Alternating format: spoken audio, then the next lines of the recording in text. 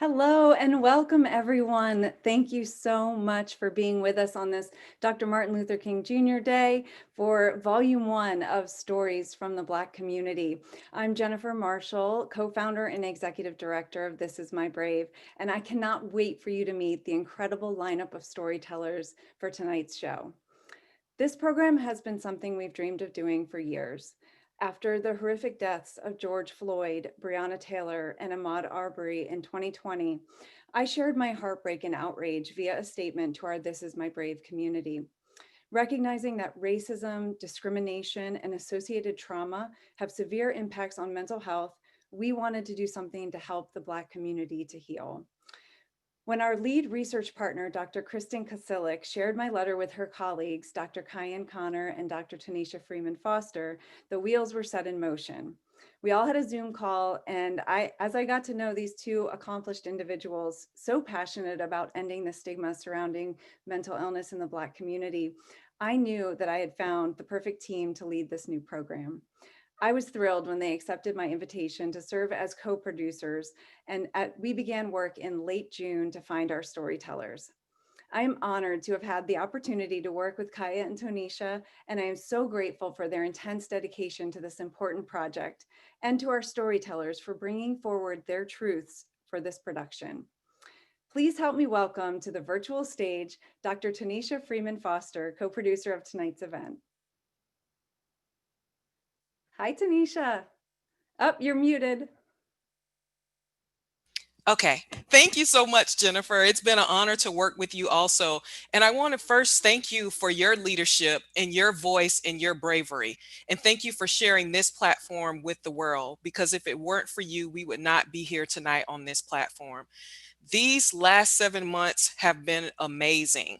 The participants have done such a great job in telling their stories and attending practices and so forth, and really have put their heart and soul into this. I would like to welcome the attendees and also thank them for joining us as we launch this amazing series and movement on this Dr. Martin Luther King Jr. holiday. Today, we stand on his shoulders and the shoulders of so many others as we elevate Black lives, Black voices, and Black stories.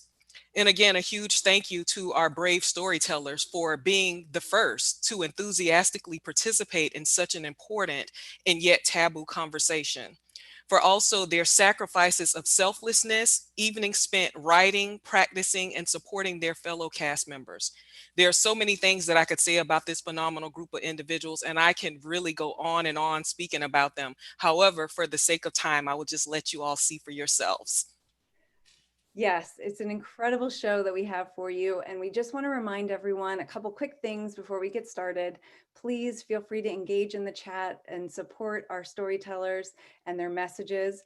Also, stick with us through the end of the program. We have a wonderful Q&A with our storytellers tonight.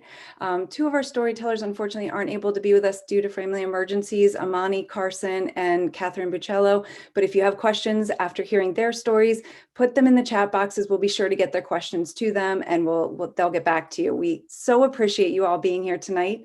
So without further ado, Tonicia and I are going to hide our cameras and we're going to start the show. Sit back, relax, and enjoy.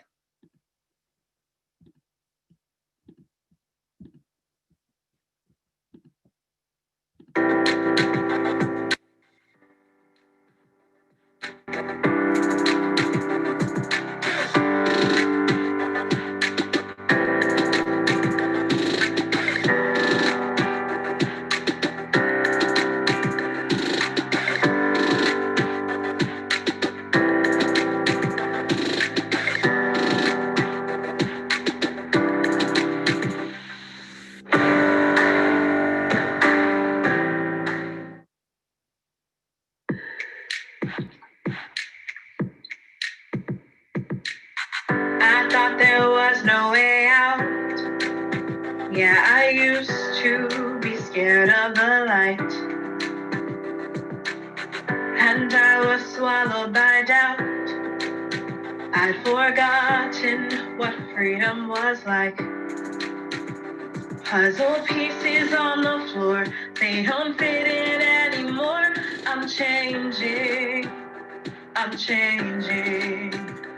When they ask you who I am, what I've done and where I've been, there's one thing I want you to say.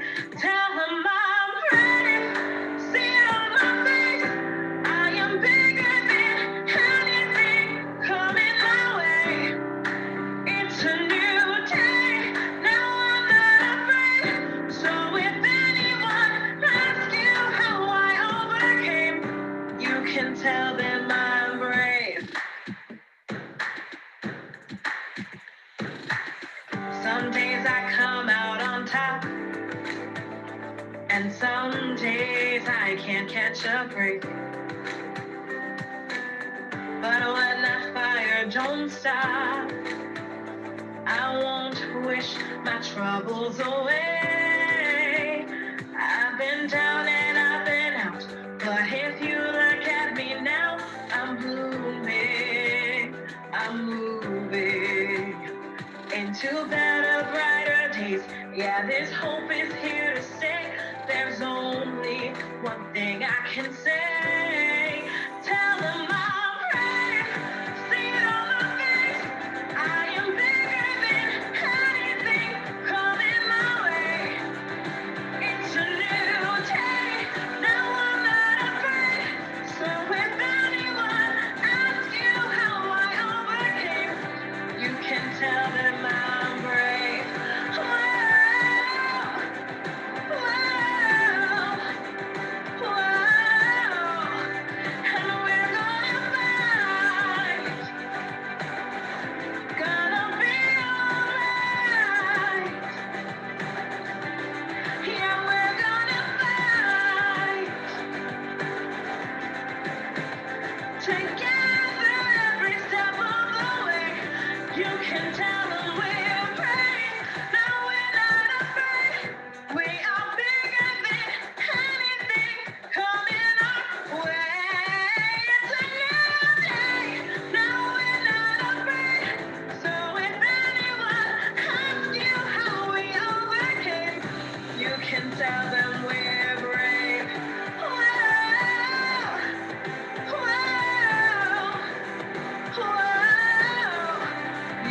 tell them we're brave. Whoa, whoa, whoa. You can tell them we're brave.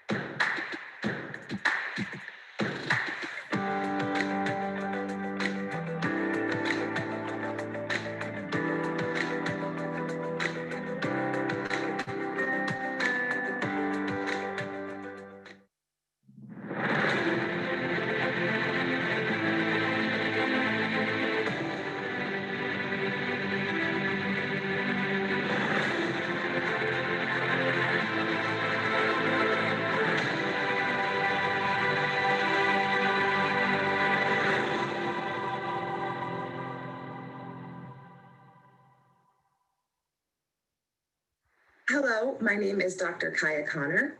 I am a licensed social worker, the Vice President of the National Alliance on Mental Illness for the state of Florida, and Associate Professor of Mental Health Law and Policy at the University of South Florida. Hello, everyone. My name is Dr. Tonicia Freeman-Foster, and I am a certified diversity professional. I am also a change specialist with Change Matrix and co-founder of Kasudi Consulting Group. Kaya, it has been an honor to serve as a co-producer with you on this series of This Is My Brave, Stories from the Black Community. Having conversations about mental health is both healthy and necessary for each of us to live our best lives. Most definitely, Tonicia. And starting the conversation about mental health is tough, but it is so important, especially now in a time when the world is grappling with its longstanding history of systematic racism and protests against police brutality. Right now, important conversations regarding the mental health and wellness of African Americans are being brought to the surface. And This Is My Brave, Stories from the Black Community, has provided a platform for our 16 amazing cast members from across the United States to bravely share their stories of mental illness and treatment, recovery, and hope, to shine a light and amplify the voices within the Black community. This is why I'm super excited about this opportunity and this movement, Kaya. The cast members have worked extremely hard, and I'm so excited for the world to see and hear what we've had the privilege to witness over the past few months. Storytelling has always been a cornerstone for information sharing within the Black community. Throughout our history, we've shared stories of our successes, oppression, injustices, tragedies, and traditions. We found healing in expressing ourselves through song, dance, comedy, art, and spoken word. Our stories are powerful, our stories are critical to our existence, and our stories save lives. Exactly, Tonicia. So we want to thank our cast members for their willingness to share their stories in this virtual platform. It has truly been a blessing to work with all of you. We want to thank the University of South Florida, for it is with their funding through a call for research to understand Blackness and anti-Black racism that we were able to fund this production. We also want to thank the students at the University of South Florida, We Care, NAMI, the Central Florida Behavioral Health Network, and all of our community partners and volunteers who have supported this movement. Today, our cast members are sharing valuable, courageous, and powerful gifts with the world. Their stories, their lives, and their voices. As we prepare for the privilege to journey alongside of each of them today, we ask that you please enter this space from a place of love, respect, support, and empathy. Thank you again for joining us.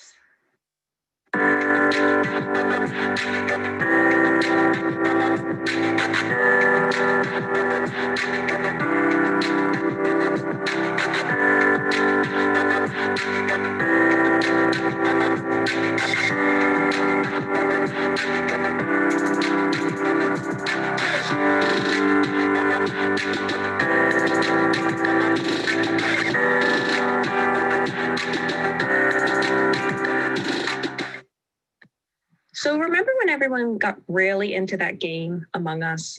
Like the one where the good guys try to identify the imposters lurking in their midst and kick them off the spaceship, while the imposters sneak around and pretend to complete tasks to try and avoid being exposed as a fake. Well, I've always thought that I would make a first-rate imposter, because ever since I was a child, I've been successfully hiding the fact that I've always felt as if I was somewhere I was not supposed to be. For example, when I was in 3rd or 4th grade, my mother realized that kids who are good at math later in life are usually just introduced to mathematical concepts earlier than their peers. So she convinced my math teacher to let me into the very advanced red folder math group. It was a very elite club that met during recess and helped us develop our mathematical intuition with math puzzles and logic problems.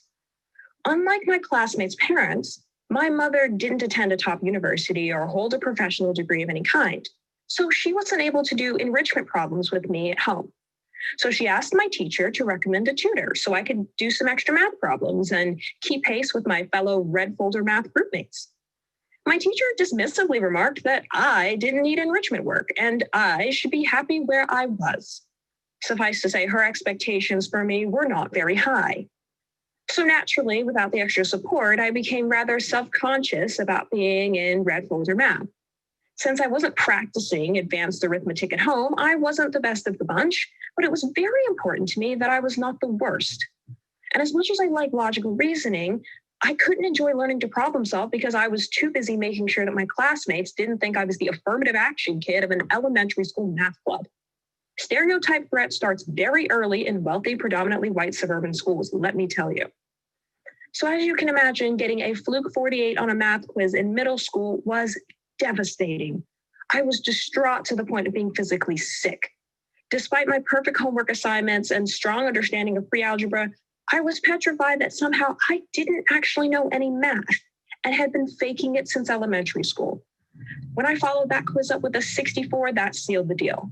I became convinced that I wasn't good enough for advanced math, and I was only there because my mother persuaded my teachers to place me there, and that everyone was inevitably going to find out that I knew absolutely nothing and was going to be profoundly disappointed. The constant anxiety about exposing myself clouded my ability to remember content as I was studying. It kept me from showing what I did know during tests, and it rendered me absolutely silent during class. I was too frightened of giving a wrong answer to say anything at all, let alone ask a clarifying question. And this followed me into high school. Eventually, I just kind of accepted, well, I'm just bad at math. I stopped trying to understand things and just focused on taking steps to make sure that no one ever found out. I fought my way through advanced classes with some variable results, and 4 years of potential learning and growth passed me by. But all I cared about was what colleges cared about, and all colleges care about are results. This is just the fact. Many of my classmates just wanted to live their lives and go to a college that made them happy, but they also weren't living on charity in an affluent suburb, and I was. An elite university was my ticket to a better financial situation for my family, and also for the peace of mind that comes with agency and independence. And I know that sounds absolutely ridiculous, but chasing success hits different when you're a poor Black girl in a wealthy white world, and when you need to earn your place and convince well-connected people to take a chance on you and to seize opportunities that don't come often. And that's why our parents demand excellence. It's to prepare us for being a diversity token and having to rep our communities. I just wish that our society could move past its obsession with Black resilience and face the fact that hashtag Black excellence shouldn't be the terms and conditions of Black existence. Anyway, by the time I got to college, overworking was a habit. I was committed to creating the perfect college experience for the hallowed best 4 years of my life, and proceeded to push myself straight to a level 1 trauma center with elevated cardiac enzymes and chest pains. I did wonder what had happened to cause me to collapse and require a cardiac catheterization as a 19-year-old with no pre-existing conditions, but I never pressed the issue. For one, I didn't want to be sick. I didn't want to worry my family, especially considering they had very real problems. And I also didn't want to be forced to take a break. I was a college student with a lengthy bucket list, and my family did not have the money to send me abroad, so I was going on the university's dime come hell or high water. I had the wherewithal to realize that once physical illness had been ruled out, it was very likely psychological.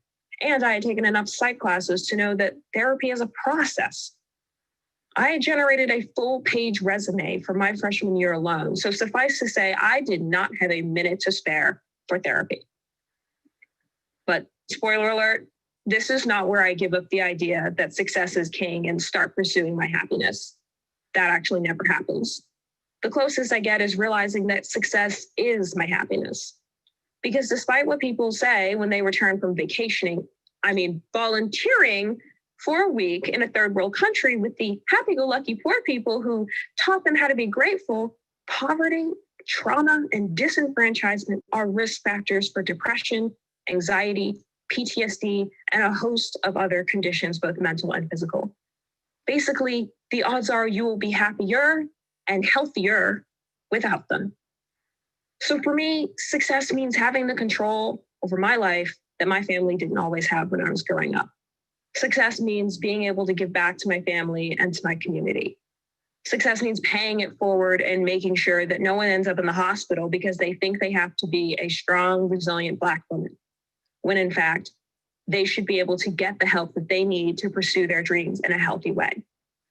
And since realizing that if I was going to convince myself that I'm not a fake and an imposter, I'd actually have to meet some of my ridiculous expectations, I've taken steps to avoid going back to the cardiac unit.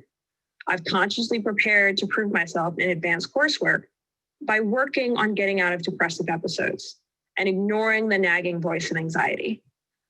I've actually stocked up on healthy coping mechanisms and rallied my support system.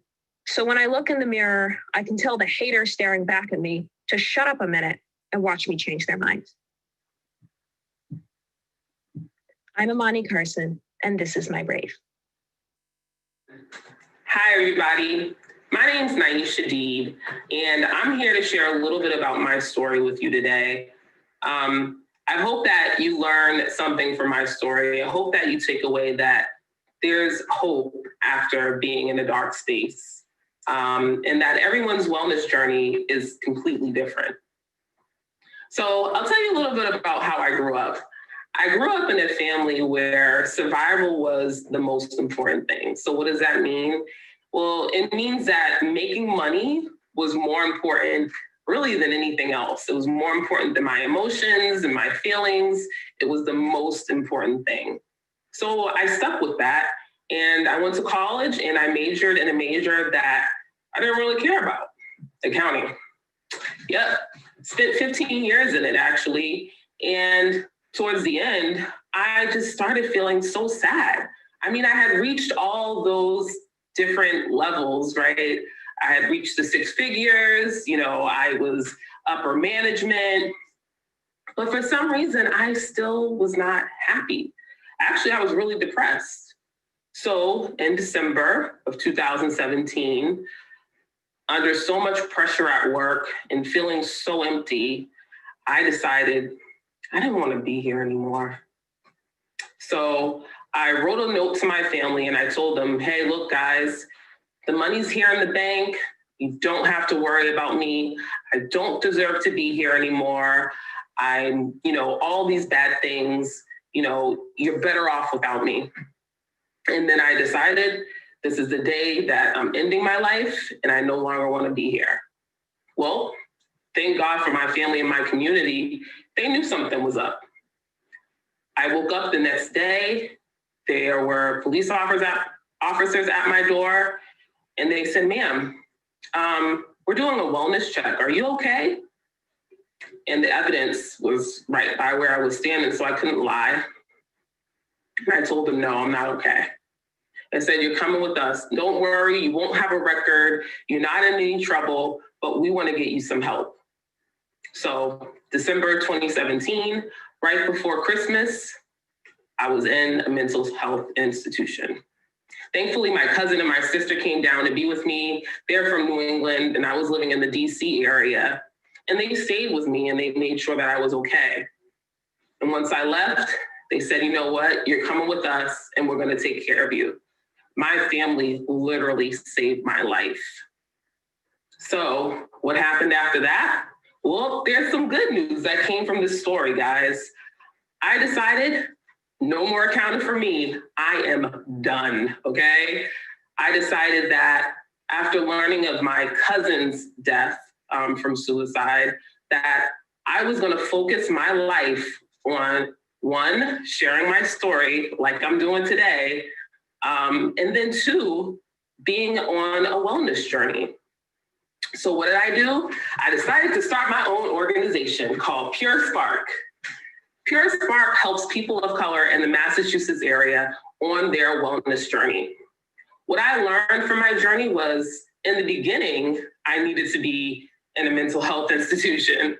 And then as I slowly got better, I phased out to outpatient help with therapists, and actually it was group therapy. And then after group therapy, I had weekly one-on-one appointments with my therapist. Then I added on yoga, and then I tried meditation. And each thing that I learned helped to make me feel better. So I wanted to share this with people. And I hope I can share it with you too one day. You know, we're launching in January of 2021. And some of the things that we're doing now to help people is we have peer support groups. And we introduce people to all the different forms of healing that's out there. Have you heard of Reiki before? I didn't. I learned that it was a Japanese practice that helps with your energy and helps with healing your energy in your body. I even learned that they use this in the hospital. I know, my sister's a nurse and she told me about it. So I was super surprised when I learned about it. So I hope to share more stuff like this with people so that I can help them along on their healing journey. I hope today that you learned something interesting, something new. I hope that you learned that there's hope.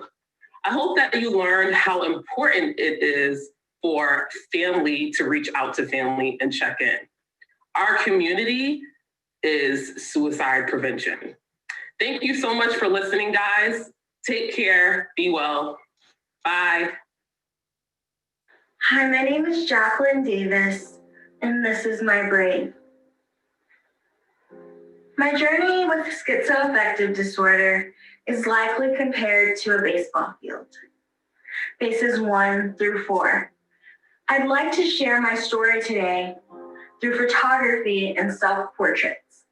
I've labeled all the bases: base 1, confusion; base 2, isolation; base 3, acceptance; and base 4, empowerment. I'd like to share each of those bases and how it pertains to my story. Base 1, confusion. Schizoaffective disorder was something I thought was the farthest thing from me before getting diagnosed at 17. It was an interesting topic on MTV's True Life, but it wasn't my life, and I was pretty far removed from it, so I thought. I never really knew a single person who came out with their disease to me, and I thought I had never met a person with serious mental illness. And I think that was a big part of my ignorance toward the mental health community. According to NAMI, 63% of African Americans believe that having a mental illness is a sign of weakness.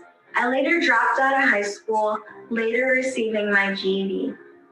Closer to 17, I did have a psychotic break, and I remember just going out of the window and falling into the mud, running as fast as I could, And luckily, a search team found me. The kindest woman took me into her house and dressed me up into her clothes. She even cleaned me off and brought me back to my parents. And for that, I'm always going to be so grateful. I landed in the psych ward, and my experience there was not very good. According to a doctor's study from the National Institute of Health, schizophrenia and those with serious mental illness are less likely to get the care they need because of stigma. Phase 2, isolation. I was in the hospital for 2 months, almost becoming institutionalized. I would beg who I call God to get me out of the situation and send me home. And I nagged the staff so hard, and I was a little bit better, so they let me go home to my parents. It was there that my wonderful parents and family nursed me back to health, administered my meds, made sure I got what I needed to help me get better. It turned out that my mental health would not be my only fight, that I would actually be dealing with physical health problems that kind of might have contributed to my downward spiral in the first place. It actually took going to the Mayo Clinic to find out what was really going on with me. And when I was 22, I received my first IVIG treatment, which really jump-started my path to recovery. Phase 3, acceptance. Acceptance is always evolving for me as I learn more about myself, my illnesses, and my triggers daily. I'm lucky to have a very supportive family that was supportive from the start, and as we navigate the mental health world together, I'm learning how lucky I am to have that. I know that acceptance isn't always taking your medicine at the same time every day. It's not always having a routine or informing your friends. It's how you feel about yourself. And even if mental illness is not your problem, there is a faith that you have to have for yourself in this world, and that is not something I always knew. I always had strength, but I didn't always feel good about myself. I'm learning to work hard every day through affirmations, prayer, and gaining new friendships. I am learning to appreciate Life, Alabama, and its growing arts community, and I know now that I can do anything. If I am able to put myself out there, I can overcome. It isn't enough to persevere sometimes. It's okay to adult when you're scared. My throat clutches my heart, and my back seems to turn into knots every single time I feel like I'm walking outside of what I know. But I know now that I have to go after what's unknown, because that's where I'm going to find where I truly belong. So we got to the home run, empowerment. At age 29, I've been able to start the online growing platform called Safe Place Art. I named it Safe Place Art because I always wanted a safe place, somewhere that I could create and call home. And I know a lot of people who are disabled feel the exact same way, so I called it Safe Place Art. I work with everyone, but I love highlighting disabilities and highlighting my story. And I love connecting with other people that have similar circumstances. I also love sharing my talents, so that's something that really fulfills me and empowers me. I've also been able to be on local New York television. I've been able to record an EP that I wrote and have that recording studio experience. As I remind myself all the things that make me human and more than schizophrenic and more than disabled, I hope that you can tell yourself how special you are. I love my skin, and I'm learning to love myself, not just on a good day. We all have our stories, and I hope mine inspired you today. I am a daughter, a sister, and a friend. My name is Jacquelyn, and this is my brave.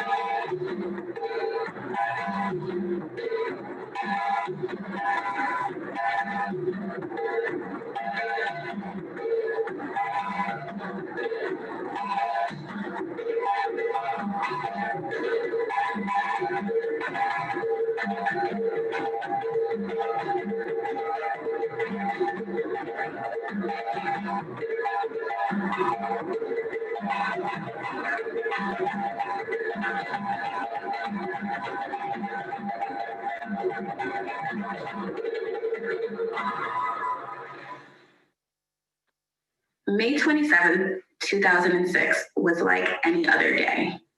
Being a freshman in high school and barely having any freedom, but trying to make the best of it. I was on the phone for hours, laughing with my male best friend. He was helping me get over some dumb jock who broke my heart.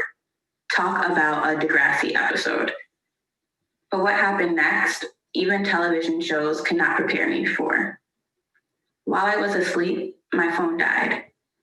I woke up to a very unusual voicemail. He left a message expressing how much he loves me and values our friendship. I then got a panic phone call from another friend saying she's concerned he is in danger or has hurt himself. No one was able to get through to him, and no one had any idea on his whereabouts. Then phone calls from police officers started trickling in, trying to piece together where our missing friend might be. While trying to distract my mind and push out any extreme possible outcome that was playing as a scenario, the phone call came in. My friend is dead. The words rang pain in my ears, and wrapping my head around the news was not something I was capable of doing. Then I learned the details. He wanted to leave as a soldier and jumped into the train tracks and marched to his death. May 28th, 2006, my 15-year-old friend took his own life. A guy who had a rough upbringing and an emotional story, but had the silliest, crooked tooth, infectious smile that always wanted to ensure those around him were happy took his life, and I could not process this. My first taste of mental health within our community and not recognizing the signs, the fact that there were signs, and even understanding what that means to be emotionally and mentally unwell. This was age 14. Fast forward 6 years. Ironically, on the same holiday, Memorial Day weekend, I met my then boyfriend. We were like magnets, instantly attracted to each other, and very much so passionate people fighting our own demons without realizing. We were abusing vices together and then abusing each other together.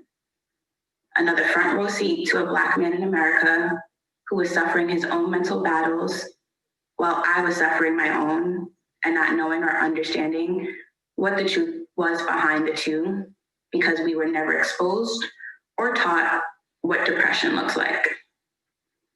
Depression consumed my life, and I was unaware of what was going on. I was having extreme mood swings, going from rage to extreme breakdowns over the slightest inconvenience. Growing up with an immigrant Caribbean mother, those things were not acknowledged or accepted. With everything to be grateful for, how dare we feel sad or unwell about ourselves? I kept holding on to my pain, my trauma, and it was continuously building without any form of release. I was not processing. I was just continuing onward, and because I could overcome adversity, I was not thinking about any of my situations I had been through to be actual situations. Being date raped by a college employee who was 10 years older than me and placing blame on myself because I knew better. Holding on to hurt from being blindsided by those that I trusted because I knew better. Not achieving or fulfilling the life that people projected for myself because I'm supposed to know better. I was disappointed, uncomfortable, and unsure of myself. I couldn't find my voice and essentially felt imprisoned in my own mind and just was lashing out everywhere. This was age 22. 6 years after that relationship rightfully dissolved, I found myself in a new predicament. This stoic and private guy whom I had in my life for some time started becoming more comfortable opening up to me. All the ugly history and current misfortunate situations that were haunting his life that he did not and could not admit to within his own circle, he was finding that safe space releasing with me. I was holding and wiping tears from a man whom in his neighborhood he is feared and respected. I was holding his fears, his childhood trauma, as well as his PTSD. What I also did not realize was I was holding his energy as well. Some call it soul ties, and not all end like fairy tales. Ours surely did not. After we had one of our longest heart-to-hearts, I asked him about therapy. His response was, "Why go to therapy when I can speak to people like you?" In which I responded, "Because I'm not a professional." However, walking back into my house, those words and that conversation kept replaying, as many of our conversations did.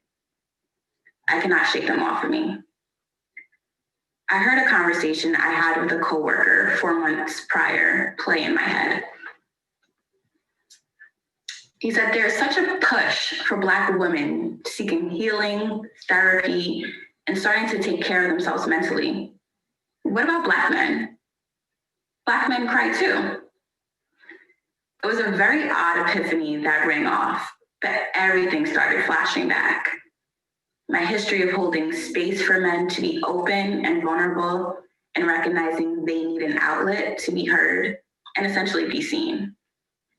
My personal connection to this need, being raised by a woman where vulnerability and weakness were not granted grace, and building tough skin and even tougher exterior to ensure your protection and progression. We are living in a society where it appears as though our lives, and especially Black male lives, are not worth it.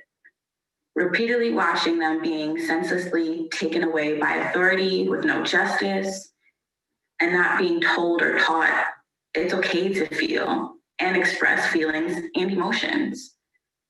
Essentially further causing a detrimental, vicious, generational curse of a cycle within our community from our homes, upbringing, and most importantly, the advancement and progression as a whole. That conversation sparked the development of Black Men Cry Too, which is an invitation for men of color to feel safe to share their truth and unpack their hurt. The space was created as an invitation for Black men to feel empowered to share their truth and know it's okay, that they can cry too. Using this platform to act as a stepping stone to promote and jumpstart men's healing journey by showing support of a woman of color, actively listening, and helping them share their story to break the taboo stigma of the tough capability to have these conversations and show the true perspective of being a Black man in America, which is told completely different by mainstream media. Black men carry a lot and have no place to unload their weight. And through all of my heartbreaking experiences, using that to recognize a gift to help others never feel hopeless, low, broken, abused, alone, or incapable. Building support and a community around unlearning and healing. This has been my current journey. This is 28. I'm Catherine, and this is my brave. Hi, my name is Dederick Woodard, and this is my brave. This is a story about how I learned to be a caretaker for somebody that I cared for more than words can express. I remember when I first met her. I mean, this woman was phenomenal. Okay, she was at my cousin's shop. My cousin had his hair braiding shop, and she was out there. She was selling food, and she was looking like a cute girl. And so when I had on like a Wrangler shirt with a suit on, and I was like, I wanted her attention. And so my cousin said to me, because I had a situation, she came up to me, she like, I'm the author, I'm here today, I got some books, some books today. It's called Don't Call Me Crazy, I'm Just in Love. I said, oh, that's nice. She said, would you like to enjoy a book? I'm like, well, my finances kind of ain't where they should be right now. But thank you for the opportunity, have a great day. She kept it. I was like, whoa, because I didn't really feel too comfortable being egg. So I was like, all right, so, hey, you know what?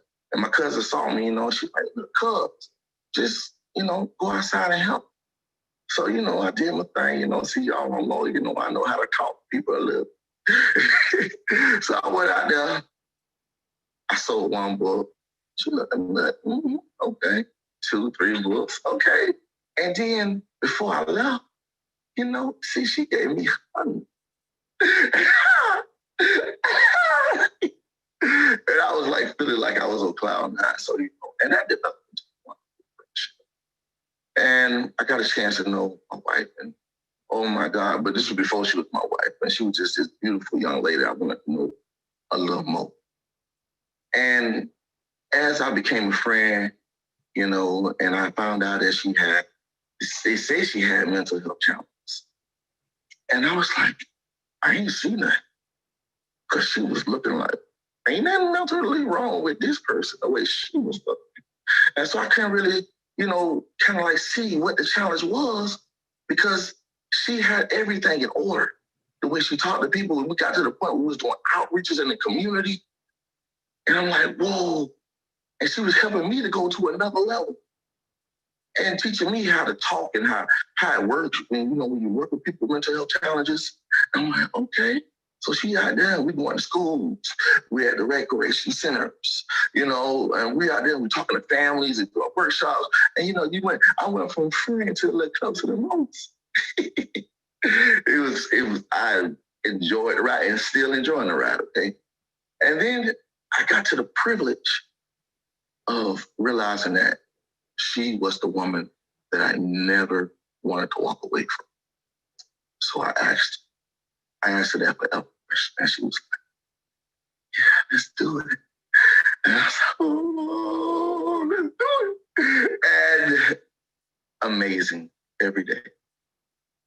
And it came to the point to where it went from, being a friend, learning about being a caretaker. Now I'm learning about being a lover and a husband. And it was awesome. And the first challenge came forward. And the challenge came when we had a baby. All right. False allegations were placed in front of us. And just to let you know, okay, one thing was said that we were homeless, but we got sent a subpoena to our apartment. It was a roller coaster ride, but we made it through it, okay? But that was the first time it got real.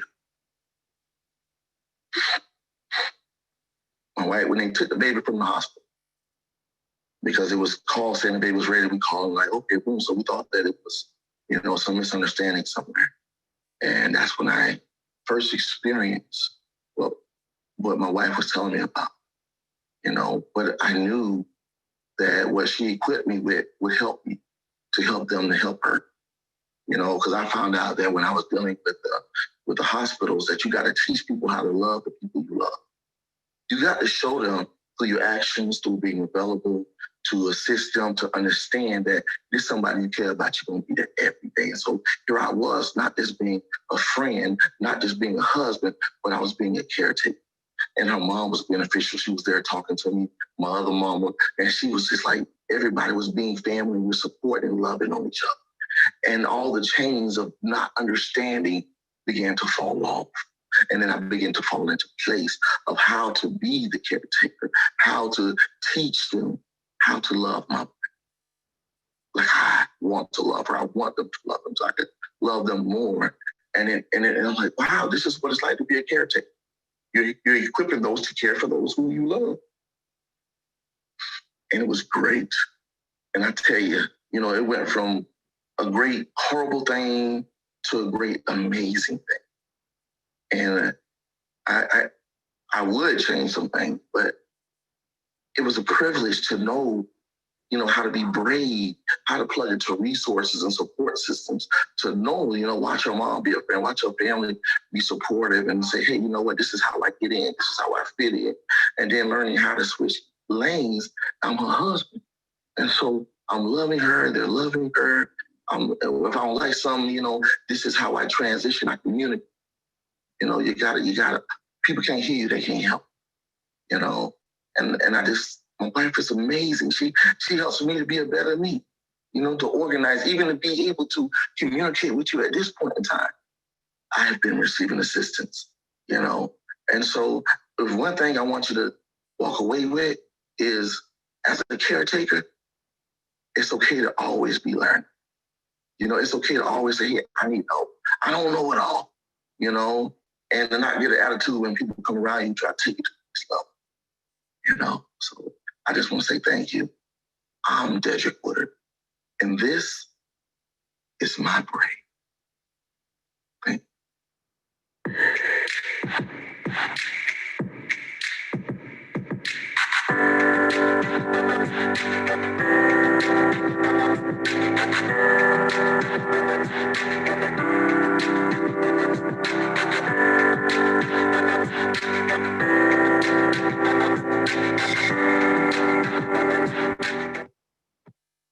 Hello, my name is Swiyyah Woodard, and this is my brave.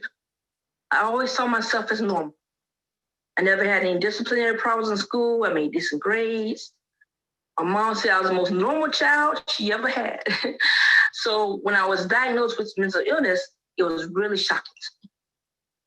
I studied psychology, and I would read textbooks like abnormal psychology. And I would look at a picture of a person with mental illness, and it didn't look like me. So I said, oh, I don't have no mental illness. But is there a look? No, anybody can get it. mental illness. It's a false image of what mental illness looks like. I had a tough life. I grew up in the projects, abused as a child. My brother, he died by suicide. And I was molested. It was very traumatic. And I had to hold all this in. I don't know why I never seek therapy. That would have been a good idea to seek therapy. But I thought I had it all together. And one day I broke. I moved to Orlando. I thought I was getting married. I started seeing faces in the sheets. I was getting migraine headaches every day for 6 months, every day. I mean, that job was hard. And those were signs right there. And so I was hospitalized. And the psychiatrist said, you have paranoid schizophrenia. I said, no, look at me. I keep myself up. No way, I don't have this. And I was hospitalized in Baker Island for like 6 times.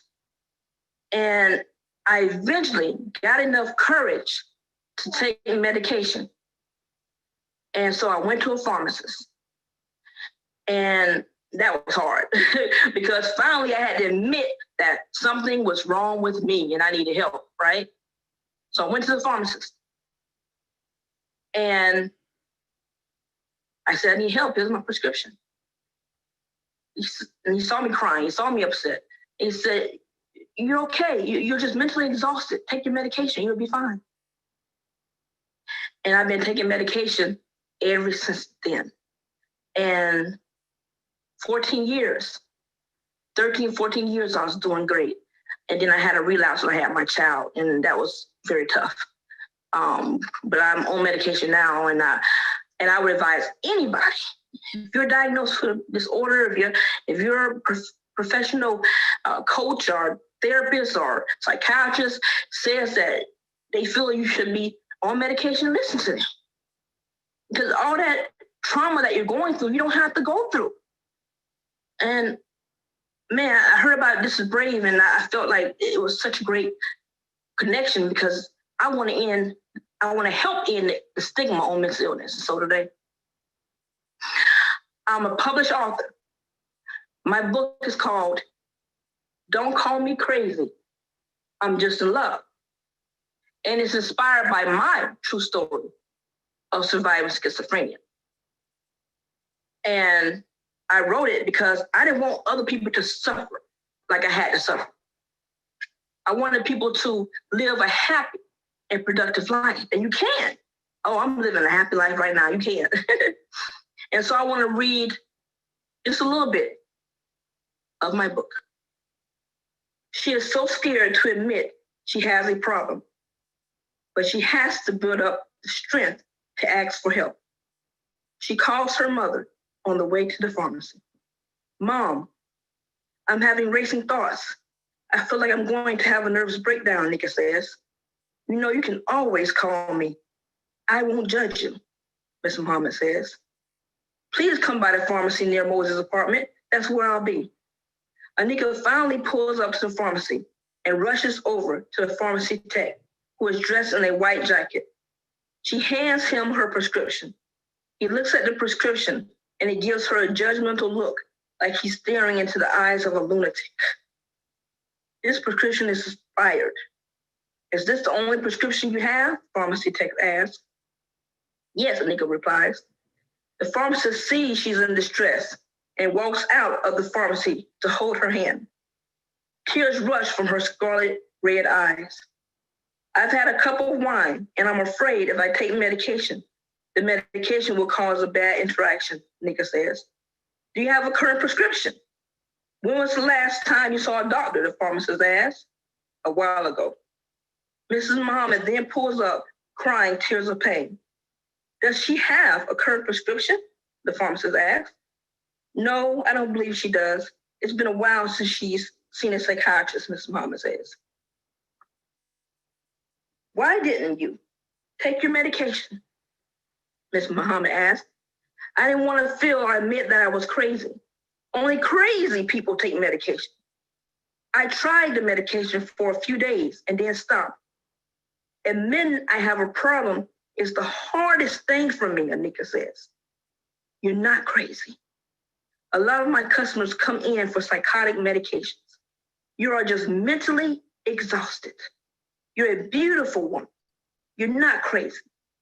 It's best to take your medication so you can be yourself. No one is going to judge you. There's nothing wrong with taking medication. A lot of people have to take medication for the rest of their lives. People with high blood pressure, diabetes, a lot of people. Take your medication and you can feel normal again. Your daughter has been drinking wine, so she cannot take medication at this time. Take her to the nearest emergency room and be sure they know of this, the pharmacist said. This is my book, Don't Call Me Crazy, I'm Just in Love. It's inspired by my true story. I survived schizophrenia. I'm pushing forward. I'm not gonna stop. I'm Woodard, and this is my braid.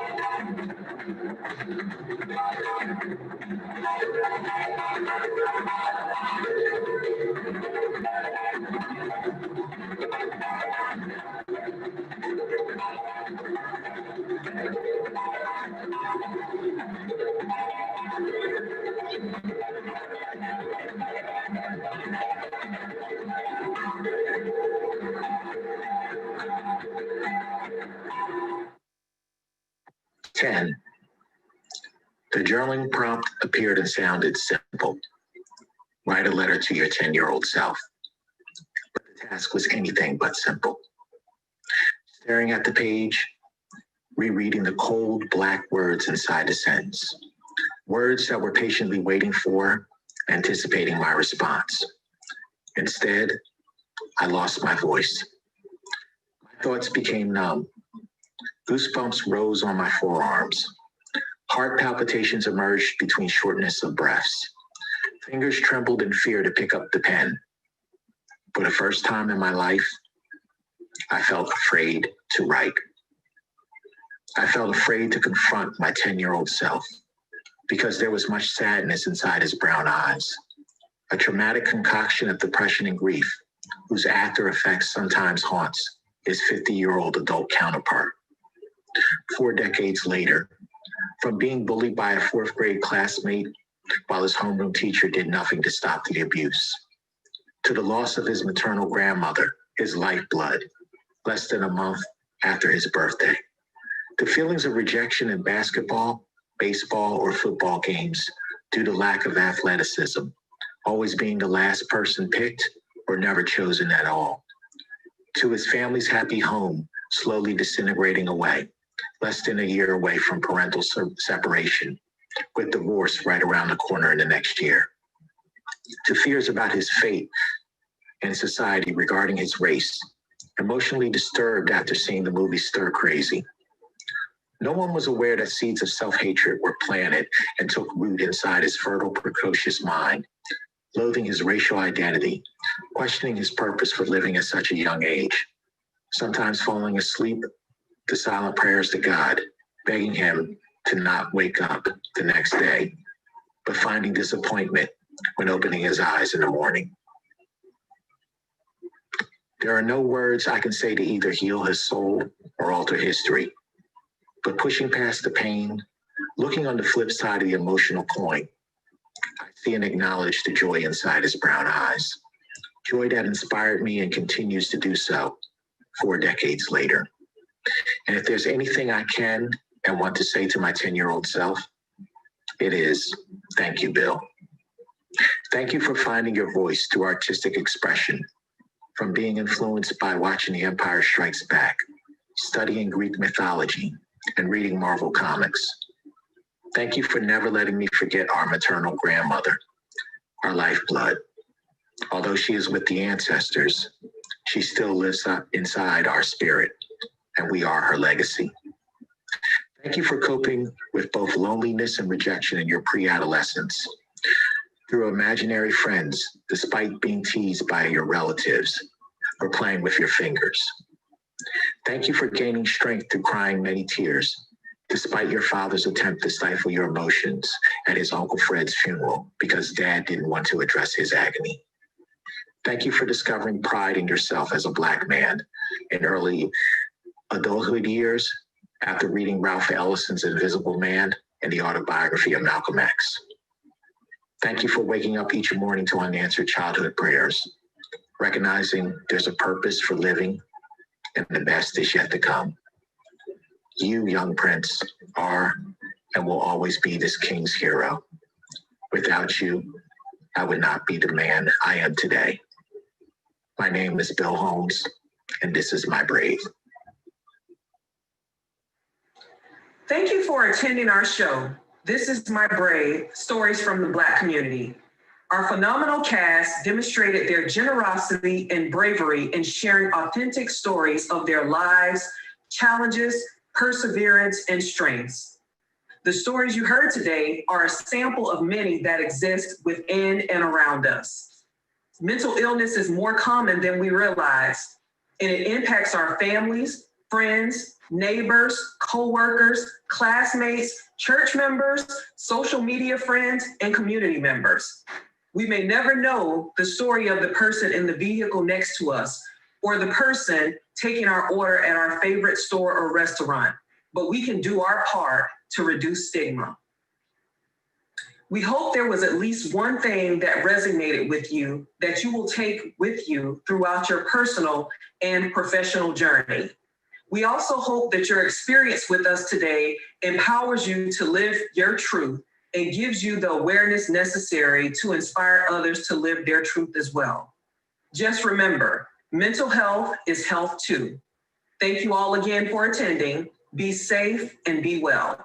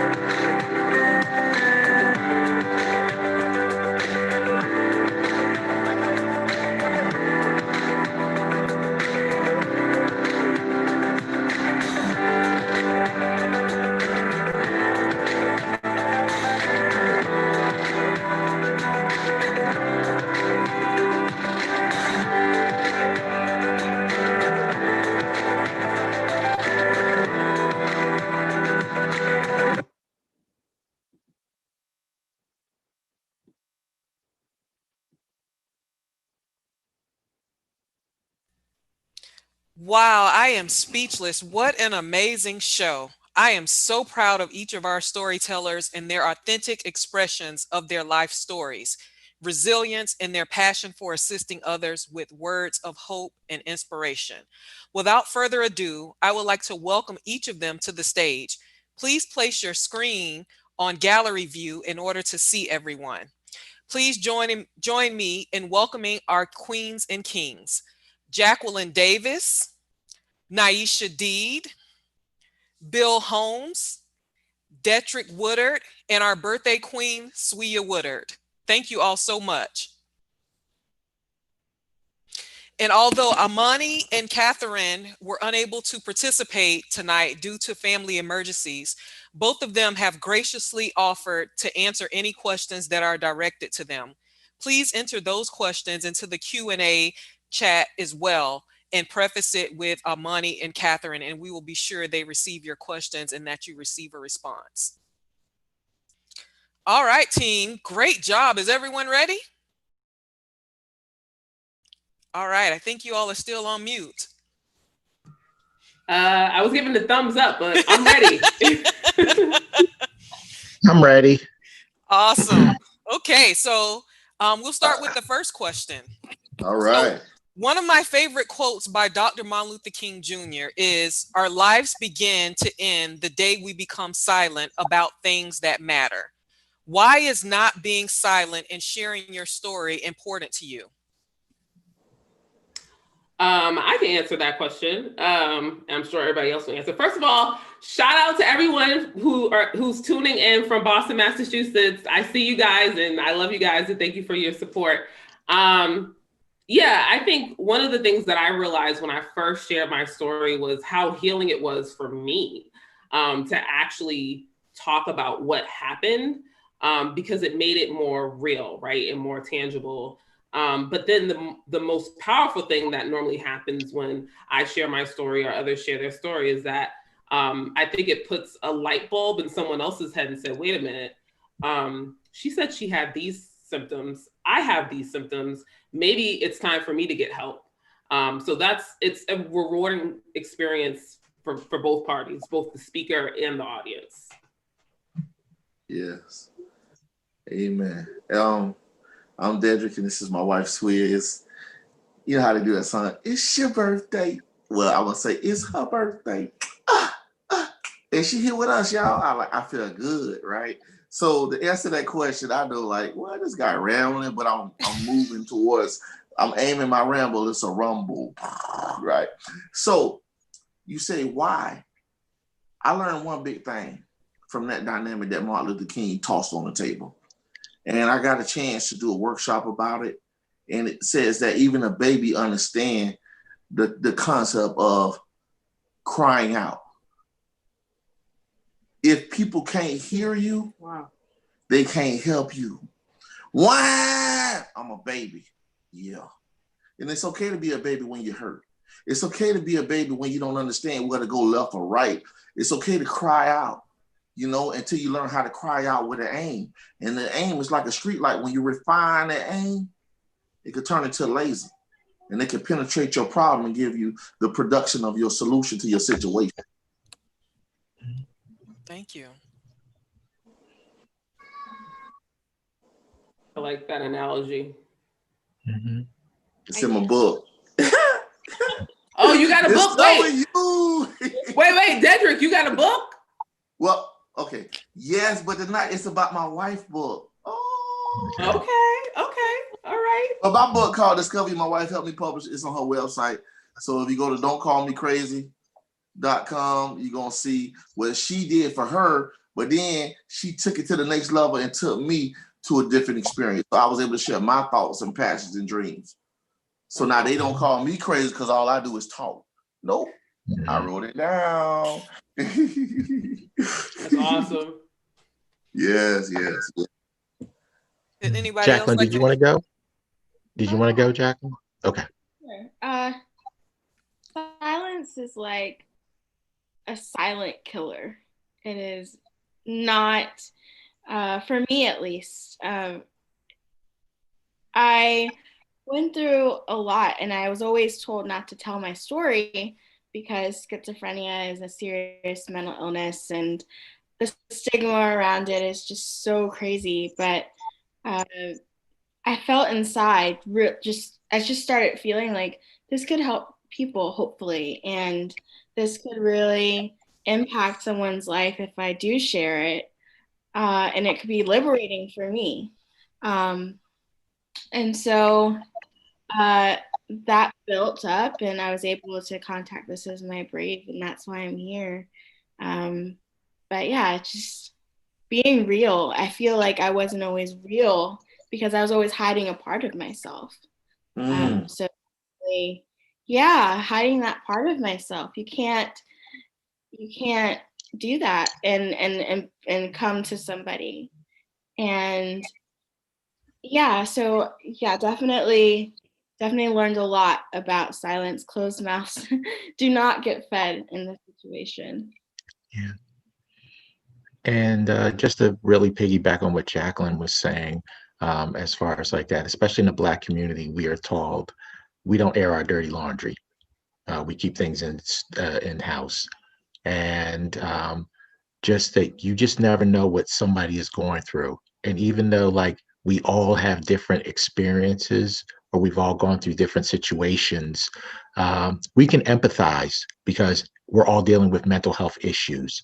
And my story may be different from everybody else's, but as far as like, there is a bond that sometimes that we can deal with as far as like, connected together, like, I'm there for you. That only people who are willing to acknowledge their mental health and their well-being and recognize that there is help to get help. And you just never know what the impact of what somebody's story will do for someone. It could inspire them to get the help and treatment that they need. Thank you. Yeah. Okay. Our next question is, how do you pay for therapy when you don't have any money? I saw that question. And I'd like to take a stab at answering it. You'd be surprised how many therapists or clinicians will take on your case pro bono. Oftentimes, therapists do have a caseload that might include some clients that they take on for pro bono, which is for free. But if you can't afford to pay something, they would probably put you on some sort of sliding scale.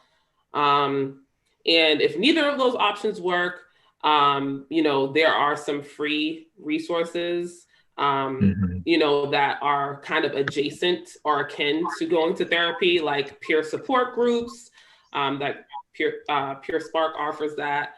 NAMI offers some. There's tons if you go and just Google peer support groups. You can attend anyone, really.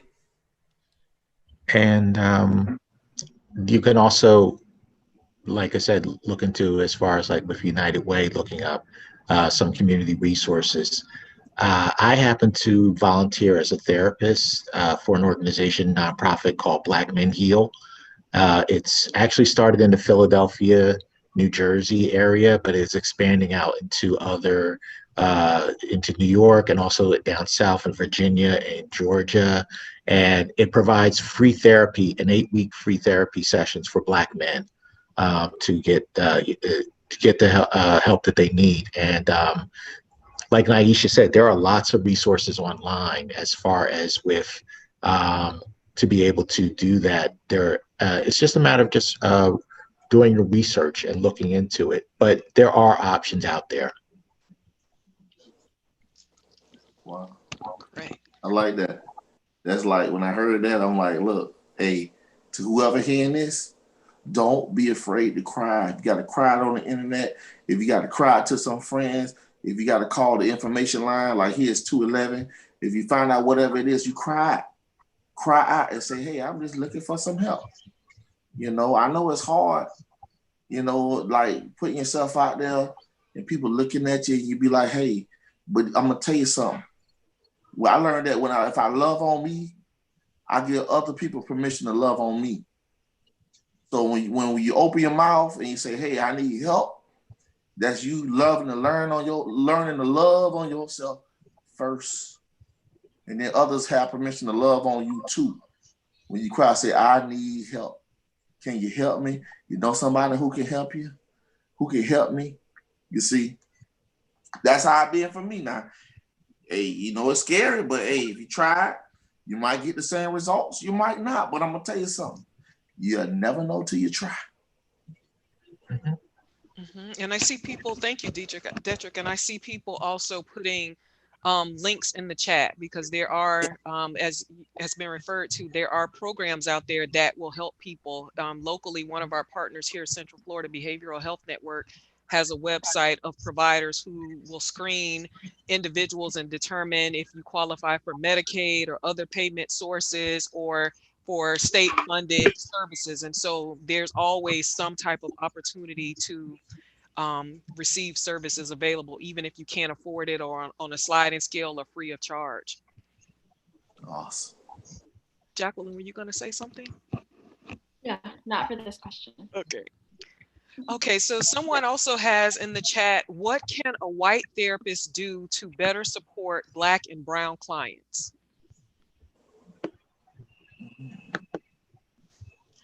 Maybe direct them to a Black therapist if they can.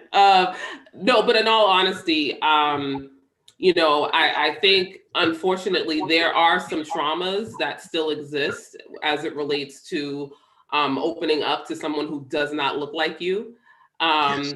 You know, we see it in physical health as it relates to the statistics when you look at maternal health and women who are giving birth to white doctors versus to Black doctors when the patient is Black. The success rate of the child is much higher when you are dealing with a Black doctor.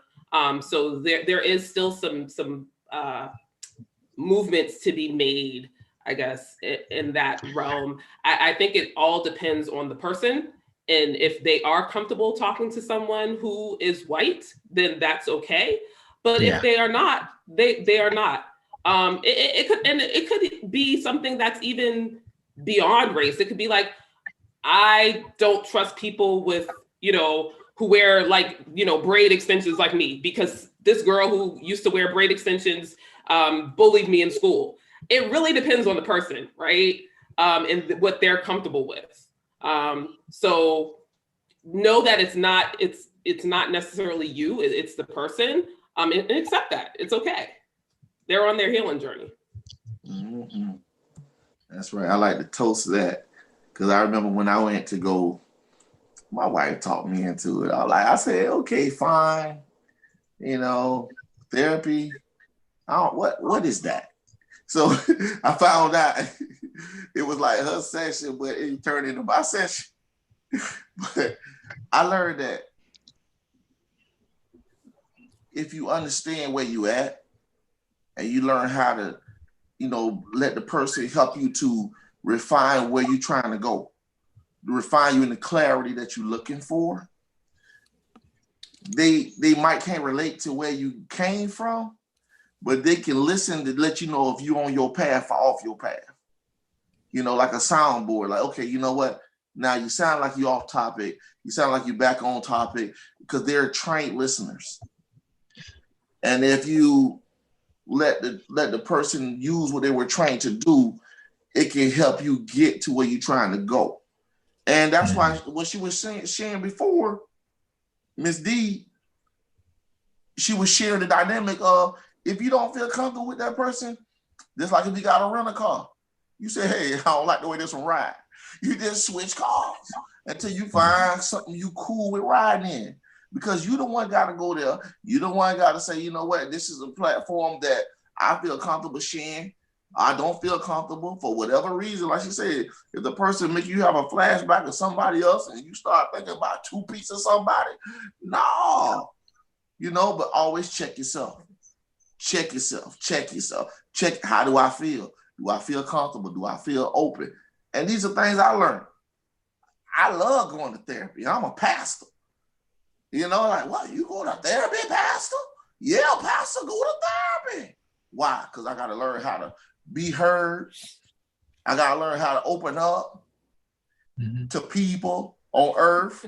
I know how to do it in God in heaven. I close that door. But now I'm a part of the community. You know, so always examine yourself is what I'm learning to do. You know, and by the way, it's at livableword.com, Livable Word Church. I'm playing, but I ain't trying to be alive with it. Because, okay, I learned that you got to be real with yourself wherever you go. You know, so like when I go to therapy, I got to be real with it. That's what I'm trying to say. And you know, I'll be talking. Thank you. You will. Yeah, so I've been in therapy for 15 years. Since I was 15 years old, so maybe 14 years. And from 2008 to 2015, I had a white therapist, and she was amazing. And she really did try to understand, and she would ask questions about my experience as a Black woman. I don't know sometimes if having a white therapist is always ideal, but if you're trying to help your Black patients, that's a great start to be in. Like, that's a good place to be in a place where you want to help them. And so I would just listen and, you know, not try to, you know, not validate their experiences, and instead just listen. Yeah. Thank you, Jacquelyn. Bill, did you want to add to that? Well, being that I am a therapist, and also with that, it's really about education, because I know in my training, we had to do as far as like multicultural counseling and learning about other backgrounds, and like especially with in different races and also ethnicities. And what I've learned is that we are all human. Despite our cultural diversity and differences, we're all human beings at the same time, and we have a lot more in common than we do actually, than we actually don't realize unless we engage and talk with conversation. It is, and I agree with Nieisha, a point of like preference with the client, because sometimes the client will only feel comfortable with some sort of commonality with that. But it doesn't stop the person from understanding, you know, or educating his or herself as far as like opening up to, like, you know, reading literature or taking seminars that are specifically about multiculturalism or about different races to expose yourself. You won't understand everything, but you'll have like you're not going to understand that person, what he or she is going through, but you'll have like a little bit of an idea, and sometimes you may be able to tie it back to your own experience, because at the end of the day, we are all human. And I saw someone post it up there, we all bleed red. I think it was Tiffany and Nicole. So. Awesome. Thank you, Bill. Mm-hmm. Okay, we have another question. What was your inspiration for sharing your story?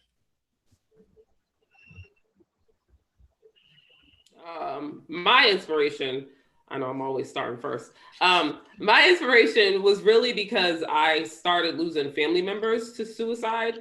The first family member that I lost was when I was in elementary school, and he was schizophrenic, and it was almost like, oh, this is just a remote situation. You know, this uncle was just a little bit out there, and I was like, oh, okay, like. But then as I started getting older, I started seeing more and more family members displaying, you know, certain behaviors that weren't deemed like quote unquote normal. And I kept losing family members. And in 2018, I had lost a family member to a drug overdose. And I was like, okay, that's it. Like, I'm going live with my story. I'm going to out myself. And it really did feel like I was outing myself, because I didn't see a lot of people doing it, you know, but I felt the urgency and the responsibility to share my story, so that really it started off with just, I wanted to share it so that my family members could see this is what I was dealing with. And the younger generation could see like, hey, your big cousin is being brave and she's sharing her story and she's okay. She got the help that she needs, and you can too. And that was really the big epiphany that I had, was it's like, I don't want to lose another family member. Thank you, Nieisha. What was so profounding for me, and one of the reasons why I just had to tell my stories, because no one talks about the spiritual nature of mental illness. When you have a break from reality, I know everybody has heard of hallucinations, delusions, but a lot of that is God. For some people, a lot of the is spiritual and godly. I remember being in the car on my way, someone driving me to the hospital, and I heard a voice that said, "Forgive yourself." I didn't know anything about forgiveness. I didn't study the Bible. So that's one reason why I was inspired to tell my story. The book is in a fictional matter, but it's inspired by my true story. But to show people and to tell people, hey, everything you see, you know what? It might not be crazy. You may have a gift. You may be able to hear things that other people can't hear. That's on a spiritual nature.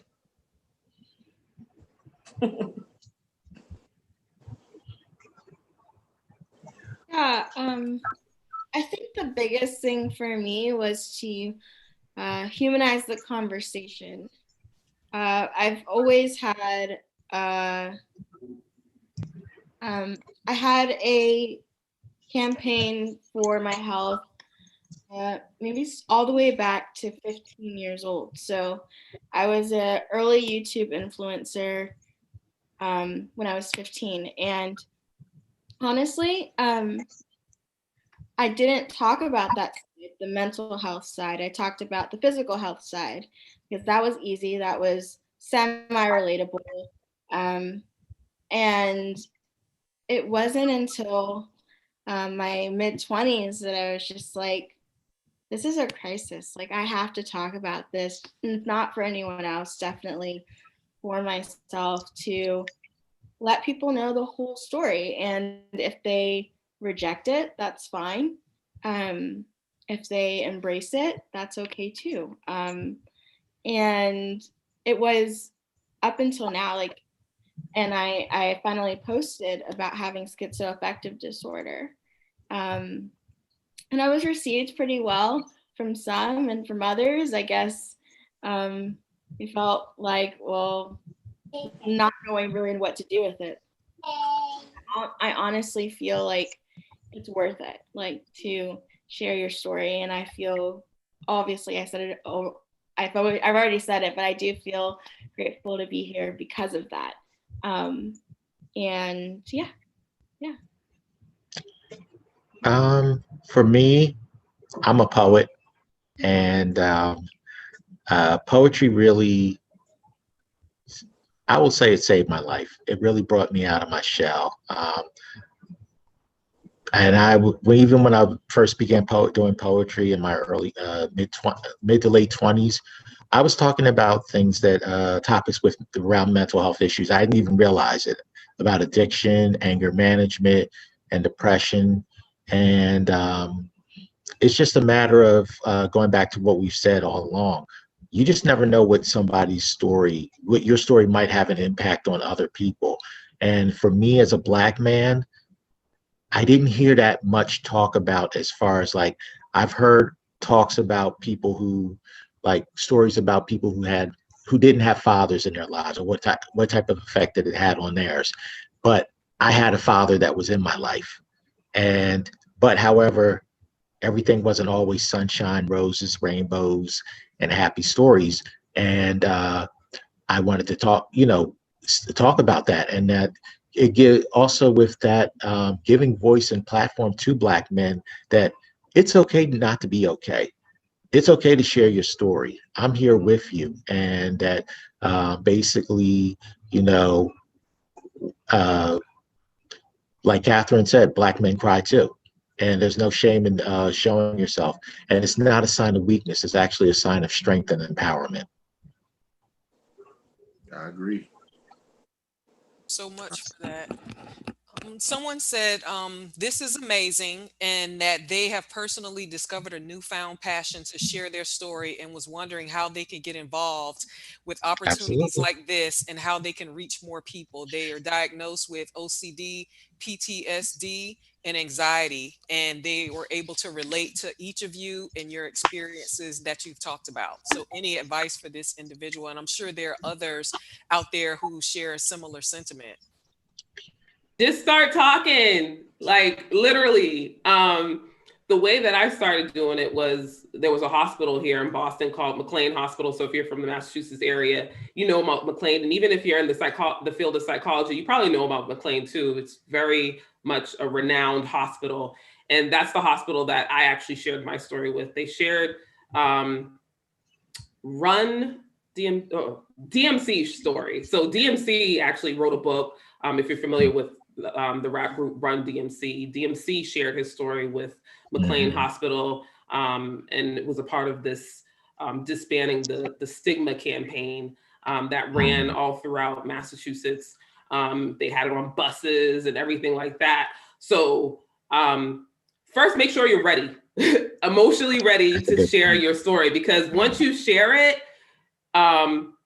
you know, especially if you're sharing it online, people can easily Google me and find out my diagnosis, you know, find out, you know, what I did.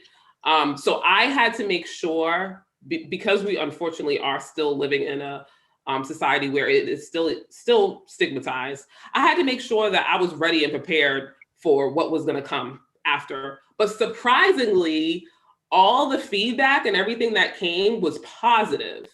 I also decided that I wasn't going to go back to my profession. I wasn't going to go back to corporate America, because if I was choosing to go back into corporate America, I'm going to be honest, I don't know if I would share my story, because I would fear it be something that was held over my head. So just be prepared, I would say first, and then just start talking. And also you can start emailing YouTubers that have a channel that talks about mental illness and mental health, and say, hey, I have a story, I would like to be on your show, and you can start from there. And I would also add, you know, look at every opportunity. I discovered This Is My Brave at my therapist's office right before I was getting ready to go into therapy, almost 5 years ago. And I was like, oh, wow, it was an old magazine. And they had a show in Washington, D.C. And I literally drove from Philadelphia to Washington, D.C. one morning just to audition. This is back in 2016, and made the show. And that was it. That it was just one of the greatest experiences of my life. I also agree with Nieisha. You have to be ready for whatever comes, you know, mentally and emotionally, because once you put it out there, it no longer belongs to you. It belongs to the world, and people will judge you. And I've had people who've come up to me, have heard poetry or an essay that I've read, and they've approached me asking me, are you okay? Do you need help? But the majority of the people have approached me and said, thank you so much for sharing what you did that I didn't have the strength to say. So you just never know. And I think somebody else put in the chat, journaling. That's a great place to start. To start like writing down working on your craft and just doing what you need to do. And then also reach out. And because especially in this community, This Is My Brave, this is like a family community. And it's like, I can speak for that for personal experience for all the years that I've been involved with it. And there's certain bond that we have, and we all have tonight with each other that, you know, we've shared our stories, and connections are made here. Mm-hmm. I agree. Now for me, as a speaker, I learned to, like you said, write down your speech, you know, organize it, categorize it. What topics are you addressing? And that way, when people say, hey, you know what, in your speech, it spoke to me in this area, They're going to be calling out to the departmentalized sections of your speech so that people can call on it, and then they can communicate with you to have access to that vision of what you presented to them. And so don't be afraid to write it down. Don't be afraid to categorize it. Don't be afraid to say, okay, you know what? Can I elaborate more on this topic, which are the sections where you categorize it? Because people are always looking for something to connect with their audience. You know, audience that look like you, that talk like you, that live where you live. And so these are things I learned to help me with my presentation, because I've been speaking for over 20 years. And so, you know, I've been speaking at rec centers, at churches, at prisons with kids. So sometimes I got to spit a couple of bars. So, man, he raw, what? Not like raw, like, you know, I come with it. You got to let people feel you. So they say, oh, he real. He been there. He ain't just talking about the topic. He toting an experience. And people love an experience because that's from a wisdom platform. All right. So if you want to speak, I'm just dropping a couple of nuggets out there, but I'm going to tell you the most powerful thing to do. Find somebody who's speaking in that area. Number one, ask them to either be your mentor or your coach. And if they're your mentor or your coach, the mentor is going to tell you what it's like to be there, but the coach going to push you until you produce. So you got to be ready for that push, because she said you can't go to that old world because you tell them you want to live in the new world. Awesome. Thank you, Deidre. Jacquelyn? We're still on the same question. So influencers, they are great resources for getting your story out if you have a product. And also working with influencers, like, it might sound stupid. You have 300 followers, so does the next person. They have 300 followers. Team up with them. And especially if you have the same common goal. And it will help you tremendously. And then even contacting influencers with higher engagement. Just tell them your story. I think that's different from what people normally do, but tell them your story, tell them how you can help them, and it's always, it helps you, and it helps them. So just consider doing that for sharing your story. Thank you, Jacquelyn. Okay, we have 2 questions that I'm going to just to double them. So the question is, how has COVID and the racial climate and violence against Blacks and Black communities impacted you? And what would you tell a therapist of what suggestions would you provide to a therapist to better address race-based stressors? I think that as it relates to COVID, you know, I guess one of the questions is how are we adjusting to that, and, you know, the racial tension that's going on in our country right now. You know, for COVID, for me, I am quarantined with my family, so I'm not alone. One of my biggest triggers is being alone. So when I was living in DC, I lived alone, and that was tough. So I can't imagine being quarantined if I was still living the previous life that I was living and doing the work that I was doing. I still get a chance to do the work that I love to do. I actually get a chance to do it even more during COVID. So I know this is very counterintuitive, but, you know, this has been a rewarding time for me. You know, my business has been able to grow. I've been able to reach out to more people internationally and whatnot. As it relates to the racial tension that's going on, I find that I need to step away from things from time to time because it's too much. I did not realize the emotional impact it was having on me. And I'm a Mrs. Fix-It kind of person. And I could not figure out how the heck do we fix this problem? I was like, you know, spinning it around in my head. How do we fix it? How do we fix it?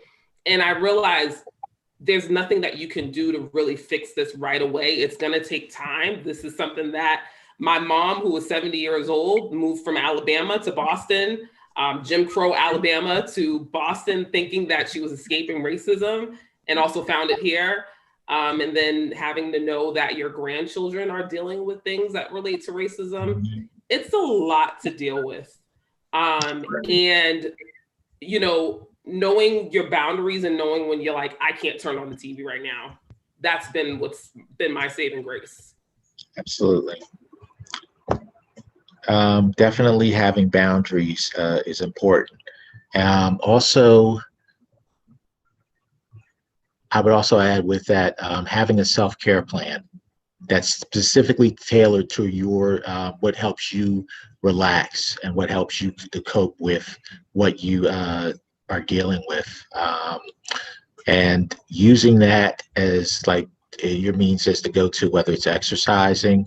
You don't have to, at one point we couldn't even go to gyms, and I'm a big person of light who loves to go to the gym, so I had to improvise, do yoga at home, exercise, walk, stretch, journal, having positive social support. And then also sometimes you just have to tune out the whole news as far as like with everything that's going on. I just could not watch any more videos, and I'll be honest with you, with any of the, I have not seen, I saw Ahmaud Arbery and that was enough for me. And that was it. So, and even also with what's coming up with this, you know, with everything that happened last week with the insurrection, I did not watch it. I knew what my boundaries were. And then also, as for anyone who is a therapist of color, you know, and as Dederick had mentioned that, you know, he's a pastor. And as far as like with that, and he needs therapy too. I'm a therapist. Therapists need therapy too. I have a support system of friends who are like clinicians of color, and we just like we give each other that support to each other as far as like, okay, what we need to get through this day. And it's all about taking care of you. And just like when work is good, when work is done, work is done. You have to unplug, and it's good to unplug as far as like, and I'll share this with everybody. People find this real strange. I don't own a TV in my house. So I'm just like, I just do what I need to do to, you know, get what I need to digest what I know my limitations are. And I think that's one of the ways to get through as far as like with COVID, and also with the racial strife that's going on in this country. Yeah, Bill said a lot of good stuff. I agree with Miss Steed. But, you know, like, it's a hard question. It was really intense. So I was sitting in my living room when I saw, when the news came on and we saw the insurrection. It was really the whole day in my house, and I just had to go to my room. And honestly, I bury myself in creativity. I bury myself in my power. And literally, I felt so helpless in that moment. And I realized that in some ways, not always, you know, using your voice, getting involved, but there's nothing I can do. And so, yeah, that's how Safe Place Art was born, because I've always wanted a safe place where I could just create, but that's what I do, to just relax, let go of everything.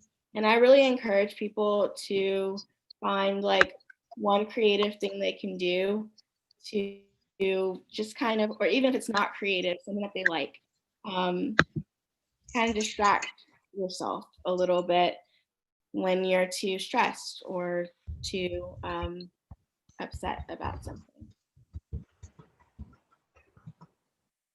Thank you for that, Jacquelyn. Okay, so our next question is, how do you encourage someone who is struggling with mental health challenges to get the help they need? I hear that question all the time. A lot of people will ask, oh, my brother's depressed. How do I get him help? Right? We always want to fix someone else's problem, especially when we see them suffering and having a hard time. But one of the things that I always share with people, and this is kind of hard to hear, people have to be ready and willing to get the help. You can't force someone to get help if they don't want to. And I learned that it actually took me a very long time to learn that lesson. I actually had a father who was addicted to crack. The crack epidemic hit the Black community very, very hard in the 80s, and I'm a child of the 80s. So, most of my life I saw my dad, and he's an addict. And I always wanted to get him help. I always was like, all right, Dad, we're going to fix you this time and da da da da. But he wasn't going to get help until he was ready. And he's tried before, and he's dealing with his own mental health issues. But, you got to know what's in your control and what's not. We can only control ourselves. We can't control anyone else. And if someone reaches out to you and says they want help, yes, absolutely, provide the resources, provide a listening ear. But a lot of times, because people might not understand what depression is, and they might, sometimes they could do more harm than good, right? Why are you in the bed all day? Why are you being lazy? Why don't you get up and go outside, right? Leading with compassion is super important. If you're going to try and help someone, lead with compassion and love, but also understand that it's really up to them. Oh, Bill, I think your sound is like something's going on over there. But anyway, yeah. So anyway, that's my response. Lead with compassion, and know that it's really up to the person. Unfortunately, I know that's probably not the the answer people want to hear, but it's really up to the person if they don't want the help or not. Thank you, Nieisha. Hey, I just like to co-sign that. I got a lot of people I care about, and you know how they say you can lead a horse to water, but you can't make them drink. So what I did was I made them real thirsty. A lot of them got mad at me. A lot of them stopped being my friend because I tried to make them drink. And I learned in the past that, hey, when somebody ready for a drink, what they do, they come to the bar, they go to the restaurant, they go to the water fountain, wherever the place is. The key I learned is to let them know that I know a place if you ever get thirsty. You can drink. If you're looking for a solution to this problem, I tell them the problem that I had that they haven't. Let them know, hey, I've been through what you've been through. If you ever want to, plug into the solution that I experienced, let me know. And I always offer from time to time, just checking on you. I want about this checking, to let them know I am concerned. I do care. And but I had to learn this to balance, because checking in on somebody too much can push them away. Like she said, is that you can't make them drink. You can just offer them a drink, Yeah.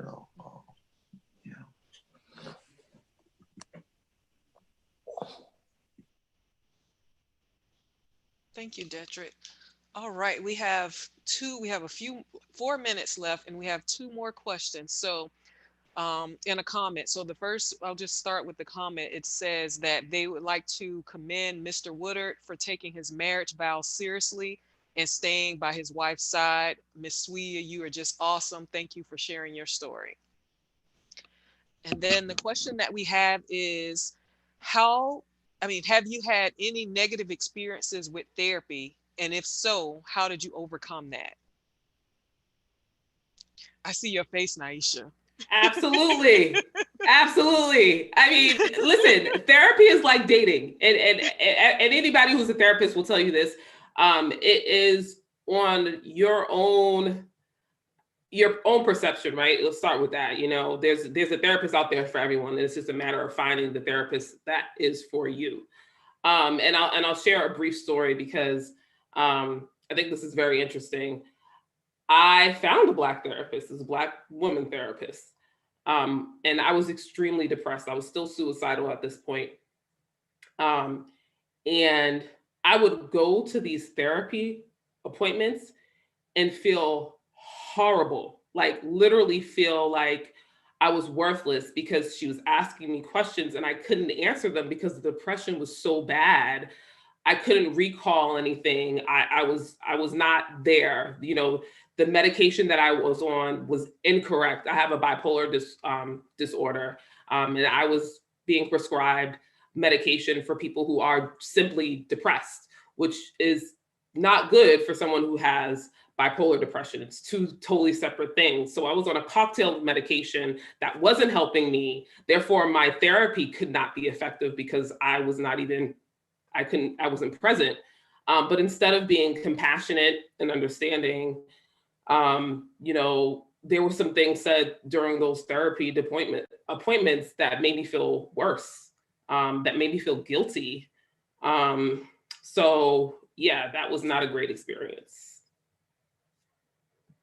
And how I recovered, oh, that was the second question.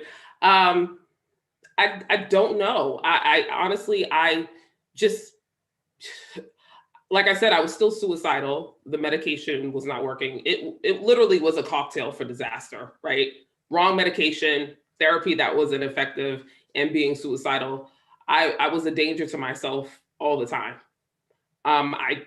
I'd have to give it to God because that's the only way I think I made it through any of this, and the support of my loving family and friends who constantly checked in on me because they knew I wasn't well. That's why having support is so important. Like, it really is. So yeah, I think, you know, sometimes you move on by getting a new therapist. It really does help. And it kind of heals kind of what the last therapist did, or didn't do. And so sometimes you hit a wall with your therapist. That's what happened with the therapist that I was with for so long. And yeah, it's very helpful to just try to move past that, because all therapists, you know, you'll find your right fit.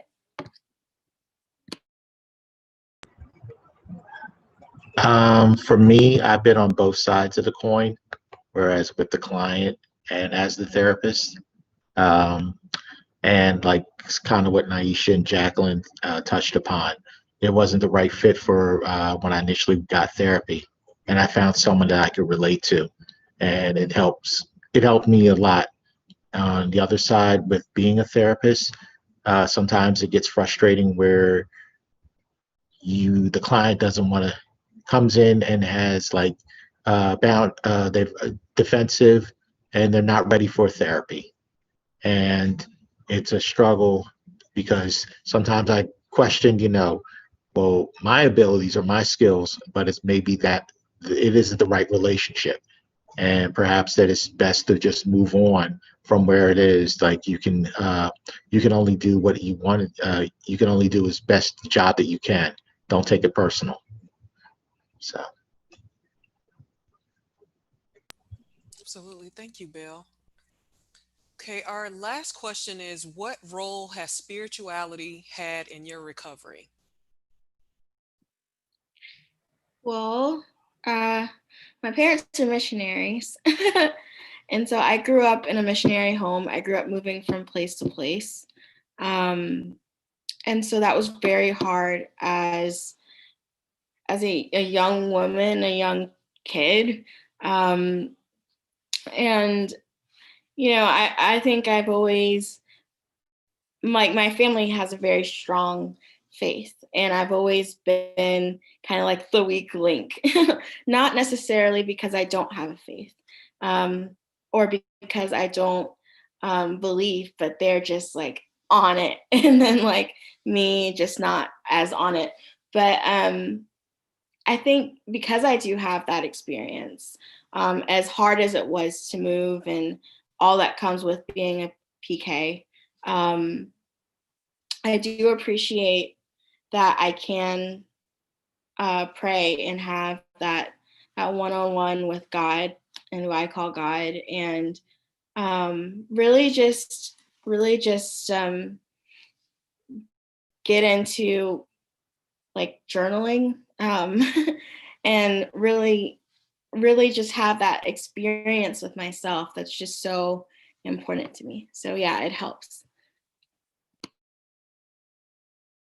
I think one of the things that makes the Black community somewhat different than the majority community is that we do have traditionally stronger faith, right? That's partly why there's such a big stigma in our community, because they're like, well, why don't you pray about it, right? You're not praying hard enough. You need to go to church. That's why you're depressed, right? And now there's a shift where, you hear people talking about, well, I can have God and a therapist too, which I think I'm so happy and excited to see the shift being made during my lifetime, to see where a pastor talks about depression and talks about it in the way that it relates to the Bible. So it's really important, because I think the two go hand in hand. There are people that need mental health services that oftentimes find themselves in church because they're depressed, and because they learn that when you get depressed, you go to church. It's important for these pastors and these leaders, and if there are some on this call right now, I hope that you guys link up with some resources. This is my Brave shared a link to some resources. I hope that you guys can link up with that, because people will come to pastors for spiritual healing. That's their niche. Mental health has a niche too, and they have professionals that work on that. So, making sure that we point to each other depending on if it's a spiritual need versus a mental health need. But I do want to mention how Swiyyah mentioned, spirituality, and how, sometimes, trying to identify those voices as being, a voice from God or whatever have you. And I love that she talked about that, because I think that, especially me, with my experience in being an inpatient in an institution, I don't know if doctors understand the difference between spirituality and a mental break. And somebody might be having the Holy Spirit, and if you knew about, Baptist culture, you understood what that meant. This is where the cultural competency comes into play. You knew that person might have been praising God because they got out of their depression, and not that they're having a mental break, right? So that's when that stuff is important. And I'll leave it at that. I just like to add to one thing that I learned that helped me and build confidence in knowing that it is important to go to people who specialize in different things to get clarity on different things. Is that in my research in the Bible, we talk about kings. I like to be the king over my life because I got a king of kings in my life. And it says that, a great man has multiple counselors. A counselor is like if you're going to be like a CEO or overseer or lord or a king or whatever you are over the different areas of your life, it's good to seek wise counsel, before you make an informed decision on behalf of moving in an area of your life, whether it be with a business, whether it be in a spiritual matter, whether it be in a mental matter, and so I just like to put that out there, for people to meditate on that dynamic, because you are royalty. Thank you, Dederick. All righty, so those are all of our questions, and we appreciate everyone who stayed after to ask questions and stayed over time as well. So as we close out, we have some closing announcements, but what I would like to do is for our brave cast and just amazing cast here, kings and queens tonight, just if you had one word to share with everyone as we sign off, what would that be? Don't call me crazy. Oh, one word. I'm sorry.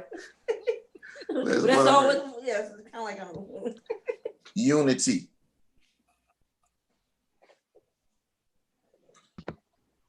Resiliency. Acceptance. Compassion.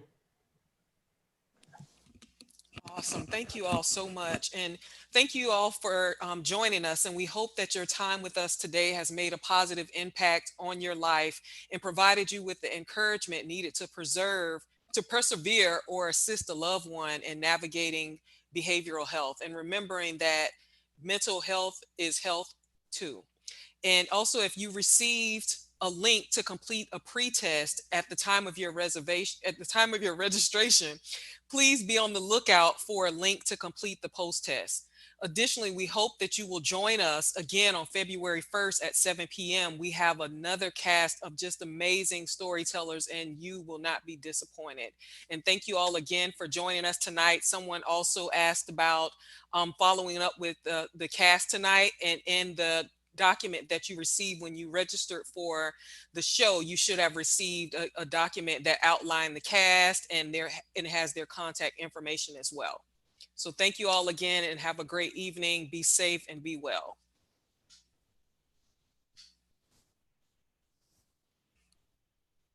Bye. Thank you.